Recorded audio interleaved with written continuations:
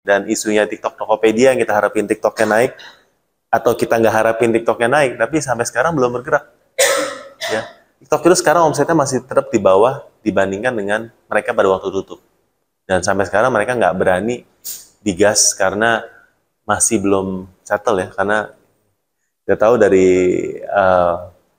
dari kementerian juga, dari kementerian yang keperdagangan oke, tapi ya menteri yang Kemenko-nya masih fight ya. Ya kita harapkan yang terbaik aja lah. Challenge-nya 2024 ya.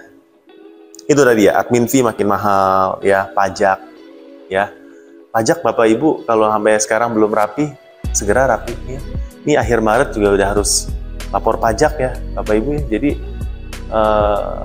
segera diberesin, karena menurut saya ini juga penting banget kalau kita mau punya bisnis yang sustainable. Ya saya yakin di sini udah pemain-pemain lama semua pasti paham. Cuma kalau saya bedah tuh banyak banget yang belum lapor sama sekali, tuh banyak banget. Padahal omsetnya udah miliaran. Jadi menurut saya itu bahaya, ya bahaya banget. Ya organik juga makin mahal. Jadi itu juga salah satu challenge kita di sini ya. Dimana iklan juga makin mahal, dan isunya TikTok Tokopedia yang kita harapin TikToknya naik, atau kita nggak harapin TikToknya naik, tapi sampai sekarang belum bergerak. Ya, TikTok itu sekarang omsetnya masih tetap di bawah dibandingkan dengan mereka pada waktu tutup.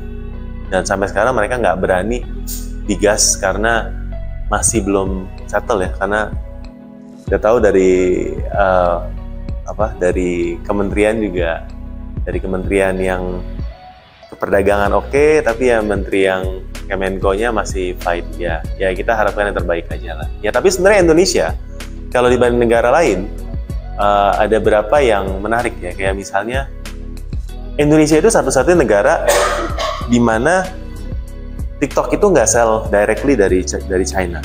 Ya jadi kalau di negara yang lain ada di mana TikTok Shop, seller-seller dari Tiongkok itu jualan langsung. Ya, Indonesia enggak. Jadi sebenarnya kita harus bersyukur pemerintah karena proteksi itu. Ya, yang kedua, yang menarik, kemarin saya ngobrol sama saudara saya, dia buka toko Shopee di Singapura. Ya, dia seller di Shopee Singapura orang. Fee-nya itu masih 6,6% Singapura. Udah termasuk gratis ongkir kan. Ya, di sini sih memang cukup tinggi. Mungkin karena kita punya pasar gede, plus yang kedua bebas ongkirnya juga subsidinya mahal. Kalau Singapura kan kotanya cuma segitu doang, jadi gratis ongkirnya nggak seberapa ya. Jadi manfaatin itu ya teman-teman ya, untuk Shopee terutama,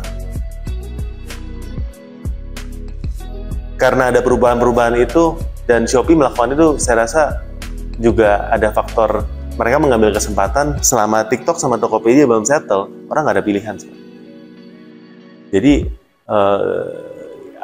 tindakan yang mereka ambil, kita sebagai seller mungkin nggak setuju, tapi namanya kita numpang, kita mau ngapain? Ya kita satu-satu pilihan, udah nggak usah jualan di Shopee kan? Kita bisa apa sih?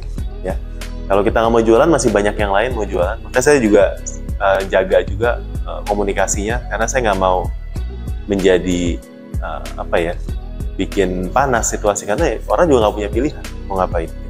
Ada yang bilang ya boikot, mau jualan di mana? Ya boikot, kita mau jualan di mana ya? Jadi ya udahlah, ikutin aja lah, namanya dia punya tempat, ya kita tinggal tampung. Dan tapi saya yakin kalau tahun ini banyak seller akan mati. Nah makanya teman-teman, kalau kita bisa survive, harusnya tahun depan itu akan jadi lebih baik buat kita. Jadi kita harus benahi terus di dalam kita internal. Ya. Nah jadi untuk ini saya akan bahas nih grafiknya juga ya. Ini udah saya sering bahas ya. Nah teman-teman udah punya produk hari ini kan, udah punya produk, semuanya udah punya produk di sini. Tapi produknya yang teman-teman harus pikirkan lagi ya. Jadi karena tadi ya, minimal kalau buat saya minimal 40% marginnya teman-teman, kalau bisa lebih. Kalau di bawah itu kita udah nggak bisa gerak sama sekali.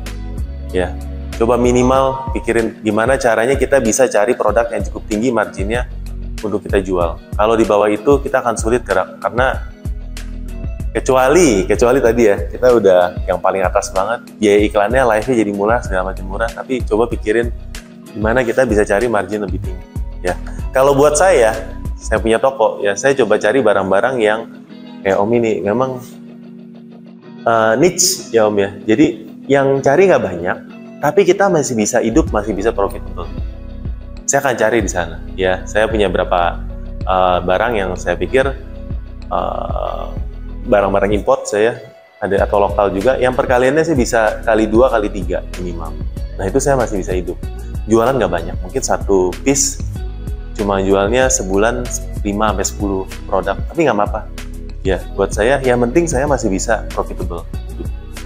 Ya, nah coba cari barang-barang kayak gitu ya Om.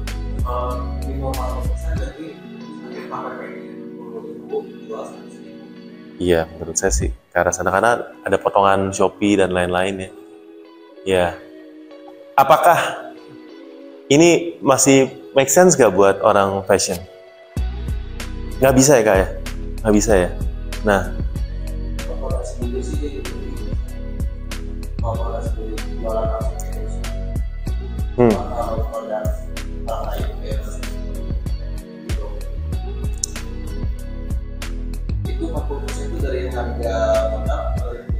harga. Cara ngitungnya gimana ya? Kalau dari harga jual kan dari marginnya 40.000 ya. Kalau dari 100.000 bisa margin 40.000. Iya. Kalau dari harga dapat beda lagi. Kayaknya kalau saya tarik ya, misalnya harga jual 100, bisa nggak sih kita di modalnya di 60 sebelum dipotong Shopee dan lain-lain?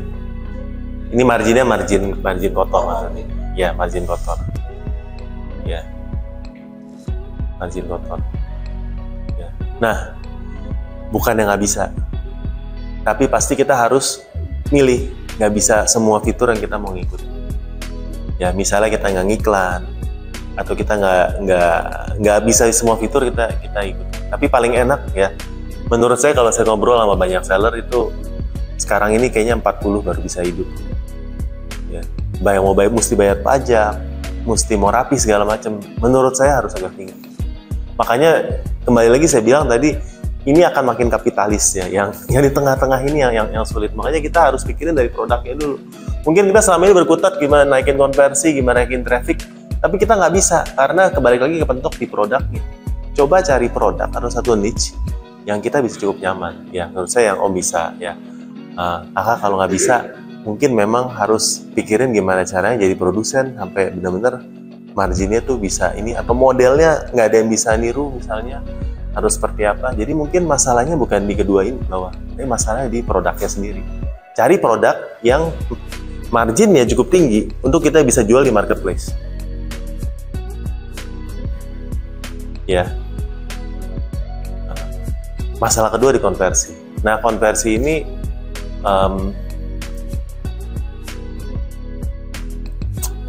sesuatu yang kelihatannya mudah tapi susah untuk kita rubah. Ya, kita bisa bantu cuma di traffic. Ya, di kelas 2 hari ini. Karena kan itu menyangkut ke iklan, affiliate, live. Itu semua traffic. Ya. Tapi kalau teman-teman nggak punya produk yang bagus dalam arti margin ya. Ya, punya margin segini dan masih bisa dijual. Nah, ini kan berarti produknya bagus. Ya. Mau punya margin sih tapi nggak bisa dijual, itu bukan produk yang bagus ya. Jadi produk yang bagus, yang marginnya cukup dan masih bisa dijual, ada pasarnya di marketplace ya. Yang kedua masalah konversi. Nah konversi ini sesuatu yang sulit untuk kita naikkan karena ada hubungan sama produknya juga ya. Tapi ini PR-nya panjang. Naikin konversi 1% aja berarti omset kita sudah naik 2 kali lipat. Misalnya kan tadi konversi 1% jadi 2%. Kita pikirin gimana caranya orang yang tadi mau klik, yang tadi yang beli cuma 1, dari 100 klik jadi beli 2 aja, itu udah naikin omset 2 kali lipat. Gimana caranya kita bisa dapetin itu? Ya kita kulik-kulik gimana caranya ya. Ini menurut saya PR-nya jauh lebih gede daripada traffic. Makanya kalau teman-teman gabung agency, nggak ada yang bisa kasih jaminan karena mereka cuma bisa kasih traffic, tapi nggak bisa masalah konversi.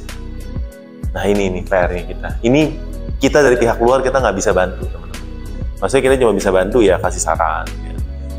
Kalau misalnya ikut-ikutin paket diskon. Nah ini kan untuk menambah. Nah ini nanti Om Revi bisa bantu. Tapi ada banyak konversi yang di luar daripada itu ya Om. Ya, titik jualan untuk menaikkan omset itu mungkin ada 12 titik ya. Iklan cuma salah satu titik ya. Jadi ada iklan, ada live affiliate. Nah, ini salah satu titik yang lain. Ya, jadi kalau dibenerin semua, mudah-mudahan sekecil apapun effortnya kita ya, tapi kita fokus untuk benerin, ini bisa menaikkan omset. Ya, jadi coba fokus di 3 hal ini ya. Cari produk yang memang marginnya cukup dan pembelinya ada.